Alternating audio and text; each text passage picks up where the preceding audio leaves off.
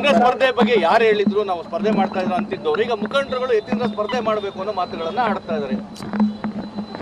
ನನಗೆ ಅದ್ರ ಬಗ್ಗೆ ಗೊತ್ತಿಲ್ಲ. ಕಾಂಗ್ರೆಸ್ನವರು ಕ್ಯಾಂಡಿಡೇಟನ್ನು ಹುಡುಕ್ತಾ ಇದ್ದಾರೆ ಅನ್ನೋದೇ ಸುದ್ದಿ ಕೇಳಿ ಬರ್ತಾ ಇತ್ತು. ಯತೀಂದ್ರ ಸಿದ್ದರಾಮಯ್ಯನವ್ರು ನಿಂತರೆ ಭಾಳ ಒಳ್ಳೆಯದು. ಅದೊಂಥರ ಹೇಗಿರುತ್ತೆ ಅಂದರೆ, ಯತೀಂದ್ರ ಸಿದ್ದರಾಮಯ್ಯ ಪ್ರತಾಪ್ ಸಿಂಹ ಫೈಟ್ ಅಂತಂದರೆ ನಿಮಗೆ ಮಾಧ್ಯಮದವರಿಗೂ ಒಂದಷ್ಟು ಸುದ್ದಿ ಸಿಗುತ್ತೆ. ಆದರೆ ಅದು ಸ್ಪರ್ಧೆ ಹೇಗಿರುತ್ತೆ ಅಂದರೆ, doctor Yathindra son of CM Siddaramaiah versus ಪತ್ರಕರ್ತ ಪ್ರತಾಪ್ ಸಿಂಹ ಮಜಾ ಇರುತ್ತೆ.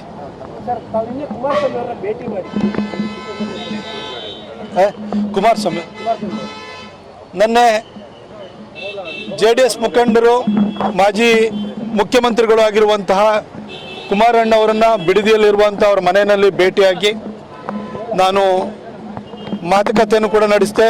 ಮೂಲತಃ ನಾನು ಅಲ್ಲಿಗೆ ಹೋಗಿದ್ದು ಇತ್ತೀಚೆಗೆ ನನ್ನ ತಮ್ಮನನ್ನು ಮರಗಳತನದ ವಿಚಾರದಲ್ಲಿ ಅನಗತ್ಯವಾಗಿ ಎಳೆದು ತಂದು FIRನಲ್ಲಿ ಹೆಸರೇ ಇಲ್ಲದಿದ್ದವನಿಗೆ ಅರೆಸ್ಟ್ ಮಾಡಿ ಕೋರ್ಟ್ನಲ್ಲಿ ಪ್ರೊಡ್ಯೂಸ್ ಮಾಡೋಂತಹ ಒಂದು ದುರುದ್ದೇಶಪೂರಿತ ರಾಜಕೀಯ ಷಡ್ಯಂತ್ರ ಏನು ನಡೀತು ಅದ್ರ ಬಗ್ಗೆ ಕೂಲಂಕಷವಾಗಿ ಜನಕ್ಕೆ ಅರ್ಥವಾಗುವ ರೀತಿಯಲ್ಲಿ ದಾಖಲೆ ಸಮೇತ ಸತ್ಯ ಸಂಗತಿಯನ್ನು ಬಿಚ್ಚಿಟ್ಟಂತಹ ಕುಮಾರಣ್ಣನಿಗೆ ನಾನು ವೈಯಕ್ತಿಕವಾಗಿ ಹೋಗಿ ಧನ್ಯವಾದವನ್ನು ಕೃತಜ್ಞತೆಯನ್ನು ಅರ್ಪಿಸಿದೆ.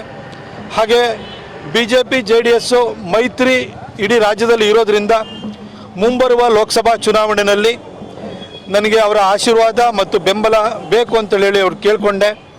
ಯಾಕಂದರೆ 2014ರಿಂದಲೂ ಕೂಡ ಭಾಳ ನಾನು BJP ಕ್ಯಾಂಡಿಡೇಟ್ ಆದರೂ ನನಗೆ ಆಲ್ ಪಾರ್ಟಿ ವೋಟರ್ಸ್ ಇದ್ದಾರೆ. JDS ಮತ್ತು ಕಾಂಗ್ರೆಸ್ನಲ್ಲಿರುವಂಥವರು ಕೂಡ ಮೋದಿಜಿ ಭಕ್ತರು ಯಾರಿದ್ದಾರೆ ಅವರು ಕೂಡ ನನಗೆ ವೋಟ್ ಹಾಕ್ತಾಯಿದ್ರು. ಸರಿ, ನಮ್ಮದು ಅಧಿಕೃತವಾದಂಥ ಮೈತ್ರಿ JDS ಪಕ್ಷದಿಂದ ಜೊತೆ ಇದೆ. ಕಾಂಗ್ರೆಸ್ನಲ್ಲೂ ಮೋದಿಜಿಯವ್ರ ಬಗ್ಗೆ ಸದಾಭಿಪ್ರಾಯ ಇರುವಂಥವ್ರು ವೋಟ್ ಹಾಕ್ತಾರೆ. ಆದರೆ JDSನವರು ಈ ನಮ್ಮ ಜೊತೆ ಅಧಿಕೃತವಾದಂಥ ಮೈತ್ರಿಯಲ್ಲಿ ಇರೋದ್ರಿಂದ ಅವರು ದೊಡ್ಡ ಪ್ರಮಾಣದಲ್ಲಿ ಇಳಿದು ಕೆಲಸವನ್ನು ಮಾಡ್ತಾರೆ ಅಂತ ನನಗೆ ವಿಶ್ವಾಸ ಇದೆ.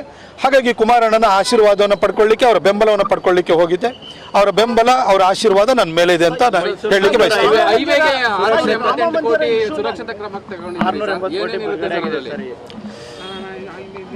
ಬಹಳಷ್ಟು ದಿನಗಳಿಂದ ಒಂದು ಪ್ರಾಪರ್ ಆದಂಥ ಎಂಟ್ರಿ ಎಕ್ಸಿಟ್ ಅನ್ನೋದು ಬಿಡದಿ, ರಾಮನಗರ, ಚನ್ನಪಟ್ಟಣ, ಮದ್ದೂರು, ಮಂಡ್ಯ, ಶ್ರೀರಂಗಪಟ್ಟಣಕ್ಕೆ ಇಲ್ಲ.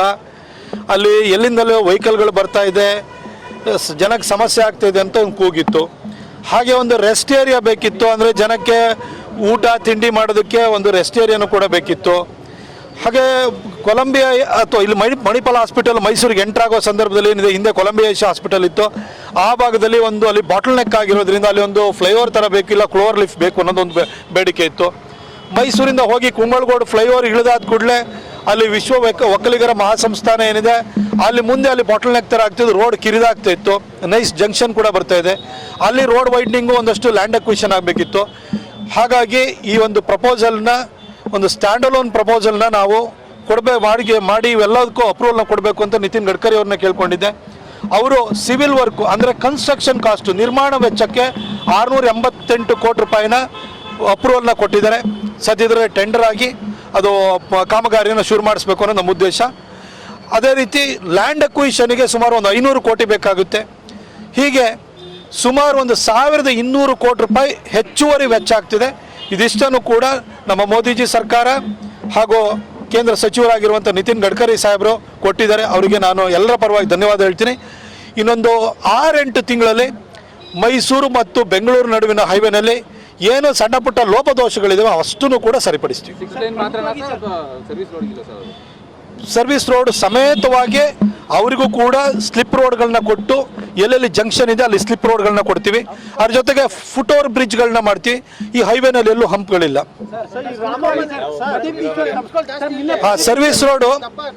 ಸರ್ವಿಸ್ ರೋಡಲ್ಲಿ ಅದೇನಾಗುತ್ತೆ ಅಂದರೆ, ಎಲ್ಲೆಲ್ಲಿ ಅಂಡರ್ ಪಾಸ್ಗಳಿರ್ತದೆ ಅಲ್ಲಿಂದ ಸಂಜೆ ಬರಬೇಕಾದ್ರೆ ಸ್ವಲ್ಪ ಎಲ್ಲ ಬೇರೆ ಬೇರೆ ಥರ ಬರ್ತಾ ಇರ್ತಾರೆ, ಆಯಿತಾ, ಅವರು ಲೋಕಾಭಿರಾಮವಾಗಿ ಬರ್ತಾ ಇರ್ತಾರೆ. ಅಂಥವ್ರಿಗೆಲ್ಲರೂ ಕೂಡ ಮುಂದೆ ಇದು ಸ್ಪೀಡ್ ಬ್ರೇಕರ್ ಇದೆ, ಸ್ವಲ್ಪ ನಿಧಾನವಾಗಿ ಚಲಿಸಿ ಅಂತ ಹೇಳೋದಕ್ಕೋಸ್ಕರ ಅಂಥವೆಲ್ಲ ಹಾಕಿರ್ತೀವಿ. ಅದು ಜನರ ಸುರಕ್ಷತೆಗೋಸ್ಕರ.